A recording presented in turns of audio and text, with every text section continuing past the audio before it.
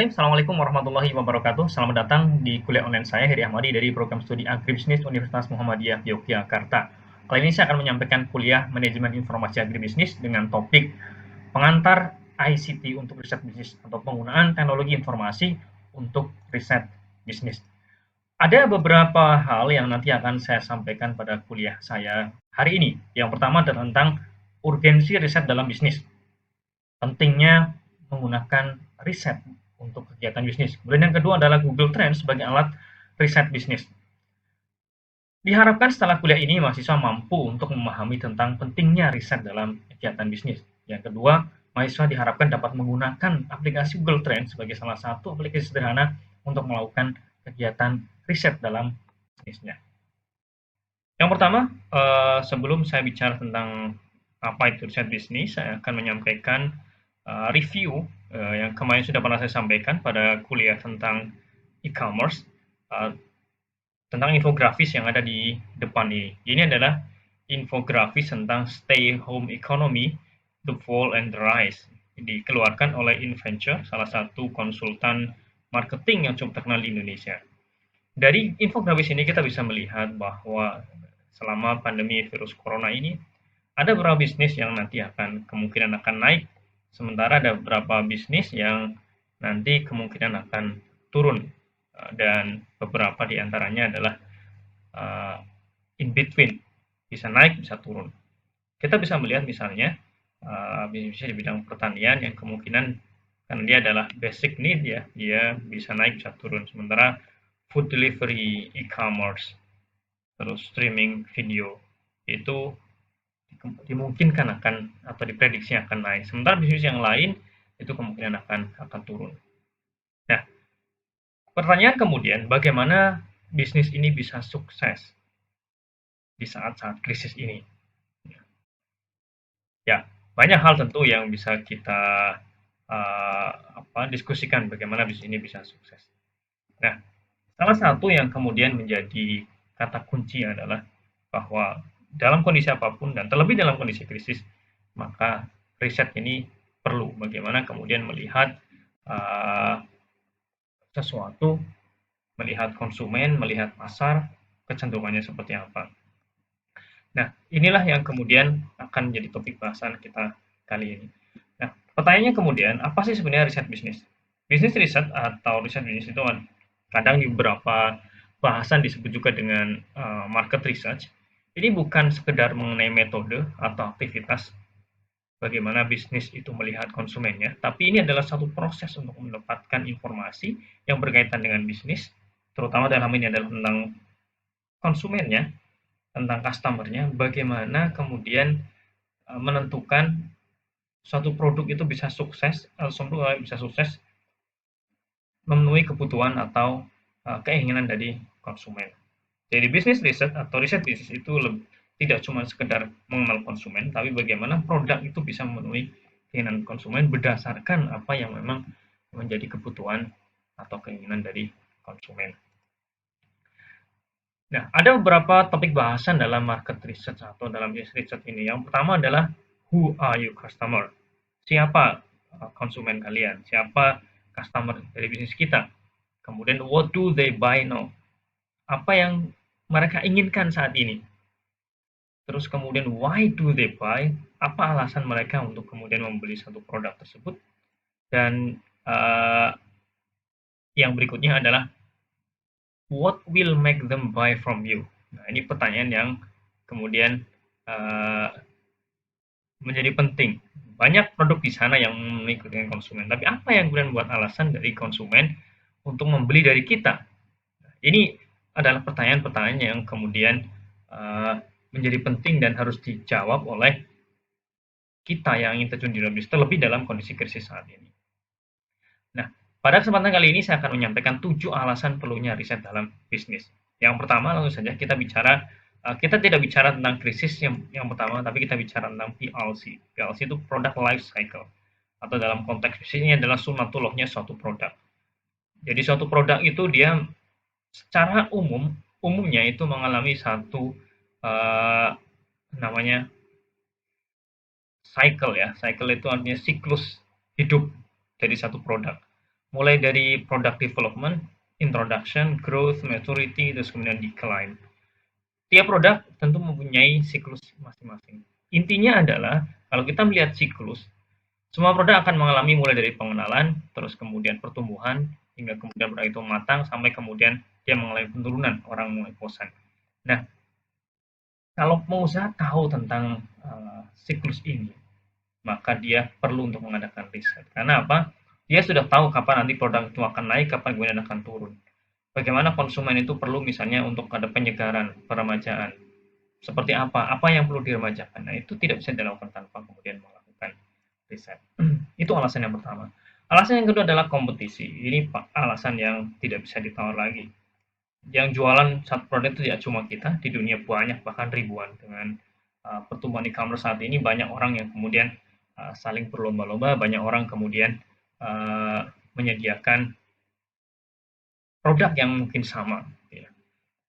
Nah, orang yang sukses adalah orang yang kemudian bisa memahami kompetitornya dan memahami pasarnya, sehingga dia bisa sukses dalam kompetisi ini. Kalau kita bicara tentang kompetisi, ada dua hal. Yang pertama adalah direct competition, yang kemudian kedua adalah indirect competition. Direct competition itu adalah kompetisi di mana ada satu organisasi yang menawarkan produk yang sama untuk satu customer base yang sama. Contoh Nike dan Adidas, sama-sama menawarkan sepatu dengan konsumen yang sama. Tapi ada indirect competition. Indirect competition adalah satu perusahaan atau dari produk yang sama, tapi untuk memenuhi similar need, satu kebutuhan yang sama. Contoh ada McDonald and restoran sushi, ya, sushi. Yang dituju ini sama-sama untuk memenuhi lapar ya, tingkat lapar orang-orang yang ingin makan. Tapi mungkin konsumennya berbeda. McDonald dia lebih kepada junk food, sushi mungkin lebih kepada special food yang karena dia berasal dari Jepang. Dan ini indirect competition. Kemudian itu alasan yang kedua. Alasan yang berikutnya adalah disruption. Disruption ini adalah apa yang sedang kita alami saat ini. Bagaimana perubahan teknologi yang sangat cepat, kemudian dengan sangat tiba-tiba membuat banyak perusahaan yang bahkan bisa bangkrut seketika. Ini contohnya misalnya dialami oleh Nokia, dialami oleh misalnya Bluebird di industri transportasi ketika Gojek datang, GoRide, GoCar, terus kemudian ada Grab. Nah, ini sangat cepat sekali. Nah, disruption ini berbeda dengan innovation ya. Kalau kita lihat innovation itu doing something a bit better. Jadi melakukan sesuatu yang sama lebih baik. Tapi disruption itu doing new things, making things that make the old thing obsolete. Jadi membuat sesuatu yang membuat layanan yang lama, produk yang lama itu sama sekali hilang. Jadi tidak sekedar memperbaiki, tapi dia menghilangkan sama sekali. Jadi membuat sesuatu yang baru.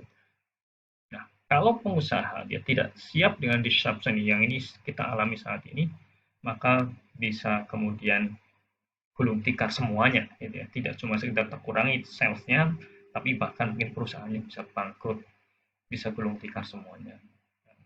Nah, yang terbaru mungkin kita bisa lihat adalah tentang pandemi virus corona atau COVID-19.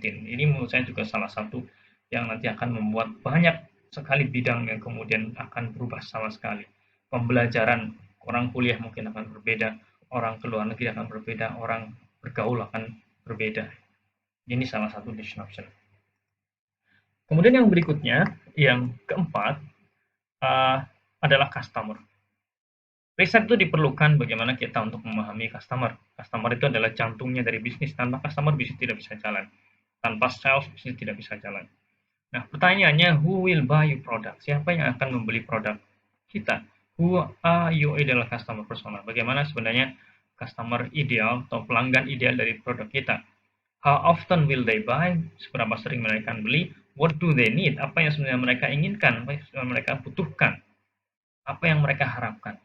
Nah, dengan melakukan riset bisnis, maka kita bisa melakukan mapping ya, bisa melakukan pemetaan tentang full profile of ideal customer. Kita bisa tahu tentang profil lengkap dari konsumen ideal kita, konsumen yang kita harapkan untuk bisa membeli produk kita. Kemudian yang kelima adalah spot business opportunity. Riset diperlukan bagi kita untuk bisa melihat, untuk bisa memantau, untuk bisa menangkap peluang-peluang bisnis yang ada. Kalau kita tidak tahu apa kecenderungan-kecenderungan yang ada saat ini, kita bisa tidak memahami apa sebenarnya diinginkan oleh pasar. Termasuk dalam ini adalah bagaimana kita bisa bisa sampai kepada konsumen, bisa memasarkan, bisa mengetahui cara mereka menginginkan, apa yang mereka tertarik. Nah, kalau kita sudah tahu tentang ini, maka kemudian akan lebih mudah untuk melakukan atau melihat peluang-peluang bisnis yang ada. Kemudian yang keenam adalah testing produk. Testing produk ini adalah salah satu dari alasan kenapa perlunya riset dalam bisnis. Product testing atau launching produk ini adalah sangat penting atau bagian important part dari selling to the market. Jadi menjual produk kepada pasar. Dengan melakukan testing pasar, maka akan menghemat pengeluaran. Dan yang paling penting adalah kita akan menghindari kita menjual produk yang jelek kepada pasar. Kita tidak bisa memastikan 100% bahwa produk yang kita buat itu meskipun sudah berdasarkan riset itu mempunyai atau cocok connect dengan konsumen yang kita tuju. Dengan menggunakan riset pasar, maka kita bisa akan mencari cara pendekatan yang terbaik bagaimana memasarkan satu produk. Kemudian yang terakhir dari alasan kenapa kita perlu riset bisnis adalah lower business risk. Semua bisnis itu punya risiko. Bahkan menurut data dari Biro Statistik Bureau of Labor Statistics dari Amerika mengatakan bahwa setengah dari bisnis yang survive dalam 5 tahun. Jadi hanya ada setengah dari bisnis yang kemudian survive dalam 5 tahun. Oleh karena itu, cara bagaimana kita memastikan bisnis survive lebih lama adalah bagaimana kita bisa memastikan agar arus kas penjualan dan pelanggan itu bisa terjamin. Untuk melakukan itu maka kita perlu melakukan riset pasar. Kenapa? Karena kita akan selalu tahu keinginan konsumen. Kita akan selalu tahu bagaimana sebenarnya yang konsumen inginkan. Nah, itulah 7 alasan dari kenapa kita perlu riset bisnis. Kesimpulannya adalah bahwa bisnis riset itu memberikan informasi yang penting yang kemudian akan membantu pebisnis dalam menganalisa apa keinginan pasar, menganalisa tentang customer atau pelanggan, dan kemudian tentang kompetitor. Bisnis doesn't have to commit $10,000 focus group. Nah, untuk melakukan riset bisnis tidak selamanya kemudian harus mengeluarkan banyak uang. Tapi yang paling penting adalah bahwa bisnis itu perlu untuk melakukan riset. Ya. Artinya riset itu penting tanpa perlu kemudian harus mengeluarkan banyak uang. Sebagai penutup dari kuliah MIA pada topik tentang riset bisnis ini, saya menyampaikan quote dari Bob Sadino, salah satu pengusaha terkenal dari Indonesia. Beliau menyampaikan bahwa bisnis yang bagus adalah bisnis yang dikerjakan, bukan hanya direncanakan. Artinya meskipun kita sudah melakukan riset dengan baik, dan itu sangat bagus untuk bisnis, tapi yang paling penting dari itu semua adalah kita melaksanakan atau mengerjakan bisnis itu. Kita melaksanakan hasil riset itu. Karena kalau tidak dilaksanakan, apalah artinya dari sebuah riset atau sebuah penelitian buat bisnis kita. Itulah kurang lebih kuliah kita pada kesempatan kali ini, dan insya Allah kita akan ketemu pada kuliah lanjutan dari topik ini, yaitu tentang penggunaan Google Trend sebagai salah satu alat sederhana untuk melakukan riset bisnis. Sampai jumpa pada kesempatan yang akan datang. Terima kasih. Assalamualaikum warahmatullahi wabarakatuh.